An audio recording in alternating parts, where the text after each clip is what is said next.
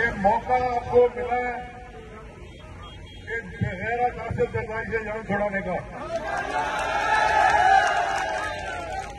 अगर ये मौका हाथ से जाने दोगे फिर बड़ी मुश्किल से 75 साल में पहली दफा इमरान खान मिला है।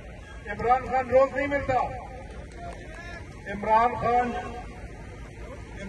जैसा आदमी रोज नहीं मिलता, पहली दफा मिला है। ये मौका हाथ से मत जाने दो। निकलो, जैसे गवर्नर साहब का गाना है, निकलो कप्तान के लिए, निकलो पाकिस्तान के लिए। ये मौका आपको मिला है कि गैर आसिफ जरदारी से जान छुड़ाने का। अगर ये मौका हाथ से जाने दोगे फिर बड़ी मुश्किल से 75 साल में पहली दफा इमरान खान मिला है। इमरान खान रोज नहीं मिलता। इमरान खान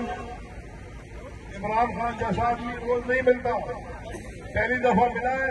ये मौका हाथ से मत जाने दो। निकलो, जैसे गवर्नर साहब का गाना है, निकलो कप्तान के लिए, निकलो पाकिस्तान के लिए। पीटीआई का हकीकी आजादी मार्च सिर्फ बोल दिखा रहा है। 24 घंटे हकीकी आजादी मार्च, सबसे ज्यादा रील्स और सबसे ज्यादा रेटिंग्स के साथ बोल रहा नंबर 1। सब्सक्राइब करें और बेल दबाएं ताकि कोई खबर रह न जाए।